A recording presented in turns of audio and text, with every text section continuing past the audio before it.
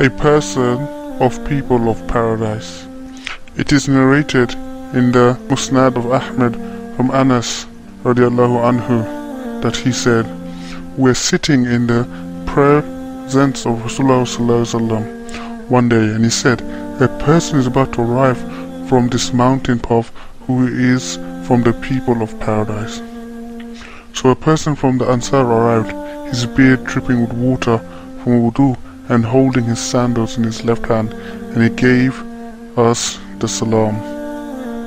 Then the next day the Prophet ﷺ said words of similar import, and the same person appeared in the same condition. On the third day Rasulullah ﷺ said words of similar import, and again this person appeared in the same condition.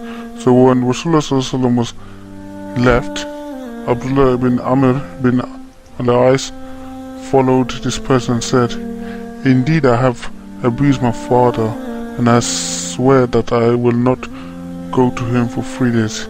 So if you would let me stay with you until those 3 days expire, I would."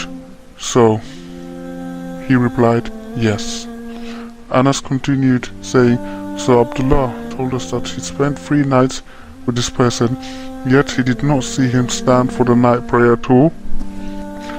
All he did was, when he turned sides on his bed, he would mention Allah and make takbir, and would do this until he stood for Fajr prayer."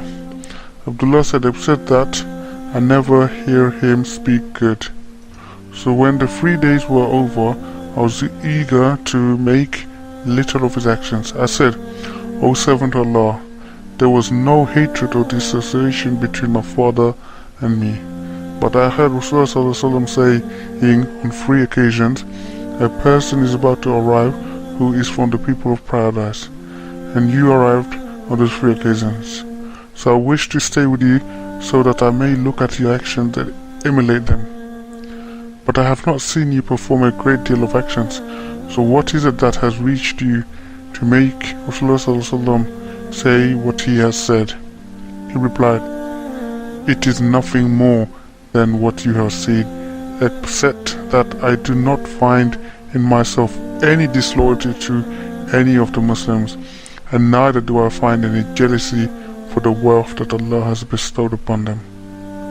Abdullah said, "This is that which has reached you, and is something that we cannot endure."